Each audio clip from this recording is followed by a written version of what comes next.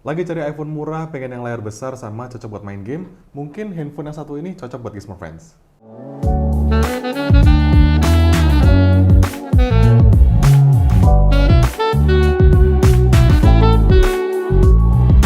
Hai Gizmo Friends, balik lagi sama saya Pras dari Gizmologi. Ya, walaupun sekarang udah sampai iPhone 13 series, iPhone lawas tuh juga masih pamornya masih cukup oke ya.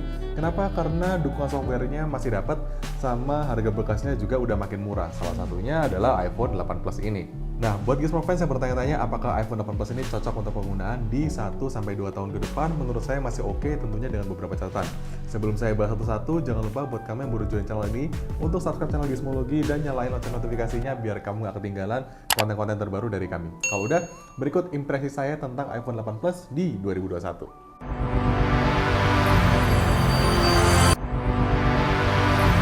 Gizmologi.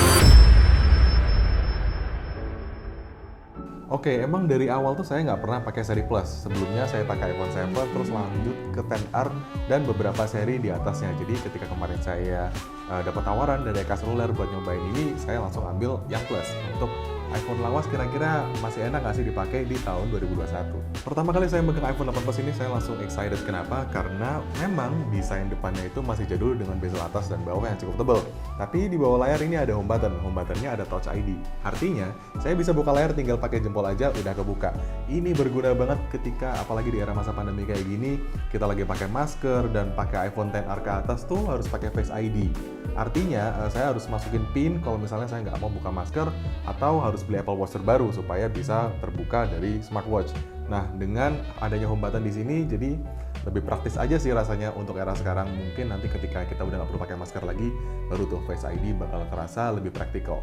Bezelnya tebal memang, dan secara angka dimensi layarnya hanya 5,5 inci. Tapi nggak kecil juga, karena rasionya 16:9, jadi masih oke buat nonton serial Netflix, nggak ada bagian hitam di pinggir kiri dan kanannya. Speaker stereonya juga secara flagship dan secara material memang dibuat selayaknya flagship. Kaca di bagian belakang, kaca di bagian depan, sama frame-nya pakai aluminium. Masih kelihatan dan kerasa premium banget pas digenggam. Oke, jadi desain premium walaupun agak jadul. Layarnya memang masih tebel bezelnya tapi sudah pakai panel IPS dan udah pakai standar DCI-PT 100%. Masih oke banget dipakai untuk outdoor. Nah, yang spesial di sini masih ada 3D Touch. Jadi kalau kamu pindah aplikasi, tinggal tekan aja bagian pinggirnya lalu digeser ke kiri atau ke kanan dan kamu bisa pindah aplikasi secara cepat, sama aja kayak iPhone layar penuh. Oke, terus gimana sama kamera belakang iPhone 8 Plus? Jadi di belakang ini ada dua sensor, masing-masing 12 megapiksel. Sensor utamanya ada OIS, sama sensor keduanya itu telephoto 2 kali optical zoom. Kualitasnya gimana? Yang saya suka dari iPhone, tone warnanya itu selalu natural, tapi nggak pucat juga. Jadi kalau mau langsung di-upload ke medsos oke, mau diolah lagi di Snapseed atau VSCO juga enak. Kalau dibandingin sama Android kelas menengah sekarang, mungkin kalah di dynamic range dan noise karena kamera iPhone itu nggak yang dibikin halus. Dan juga di iPhone ini nggak ada night mode, tapi kalau kamu modal dikit, kamu bisa cari di App Store namanya Neural Cam. Nah, itu bisa jadi night mode ala-ala lah. Lumayan buat ambil foto tanpa lampu flash. Cuman pengambilannya harus agak sabar sedikit aja. Untuk perekaman video masih bisa lebih baik bahkan dari Android 6 jutaan deh, karena hasil videonya itu stabil, bahkan di 4K 60 fps sekalipun, plus detail dan warna yang setara dengan foto.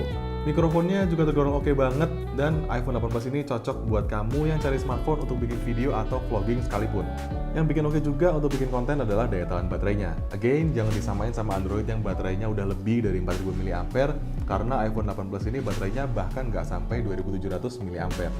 Tapi masih oke banget kok buat penggunaan sehari penuh. Dalam catatan, unit yang saya punya ini baterai health-nya 99%. Kalau beli bekas, wajar kalau presentasinya bisa turun sampai 80%-an. Ya mungkin ntar bakal ngepas sampai malam, tapi tenang, udah bisa fast charging dan wireless charging. Nah, terus gimana sama performa iPhone 8 Plus ini, mengingat dia dirilis dari tahun 2017? Yang bisa saya bilang nggak jauh berbeda dari iPhone 7, tapi ada tapinya.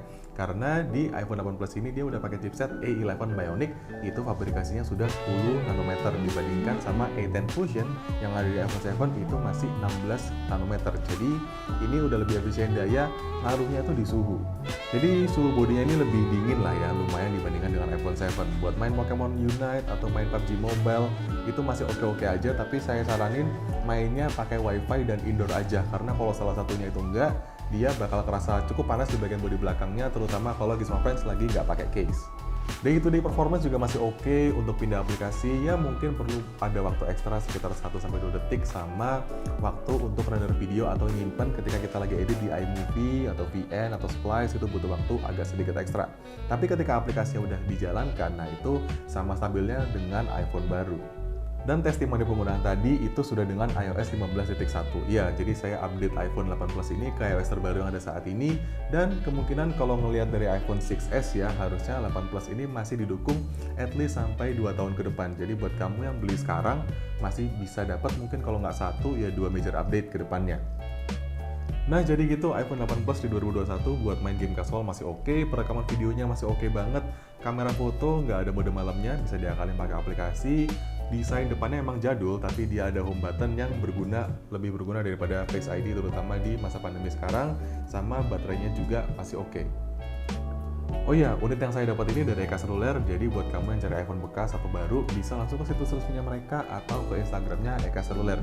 Kualitasnya udah terbukti, terjamin, ini udah saya buktikan sendiri di iPhone 8 Plus ini. Oke, sebetulnya kemarin Eka Seluler tuh minjemin saya 8 Plus ini dengan iPhone 8 ya, jadi satu generasi tapi beda dimensi sama spesifikasi kamera belakang. Nah, menurut Gizmo Friends, perlu nggak saya bikin komparasi keduanya?